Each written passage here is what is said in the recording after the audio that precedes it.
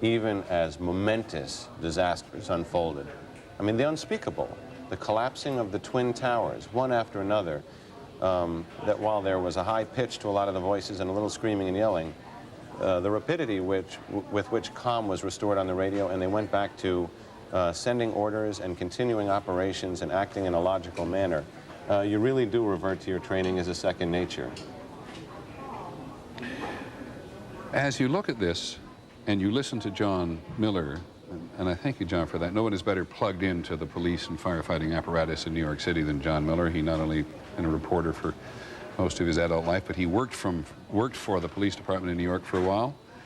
before he had the good sense to come back to journalism, and he is totally plugged in. But even, and when he talks about soft numbers here, it's because as you look at this disaster scene, and that's a live picture, that is a live picture 9, 10, 11, 12, 1, 2, 4.5 hours after this actually occurred, and you're looking at the smoke and the dust still emerging from the edges of these canyons in lower Manhattan, and the magnitude of trying to deal with these people, extends to moving them across the Hudson River in ferry boats, the ubiquitous ferry boat in New York harbors,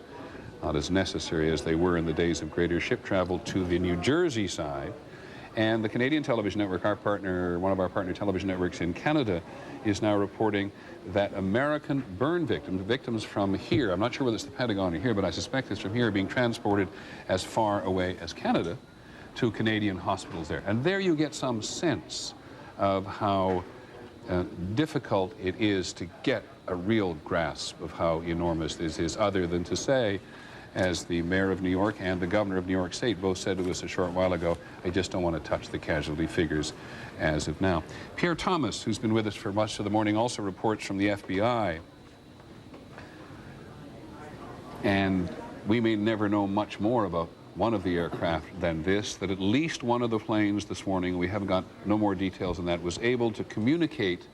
that it had been hijacked. In some cockpits, in some of the aircraft now being in commercial service, there's a button you can hit that sends a code to your headquarters that says you've been hijacked, so you don't have to try to tell the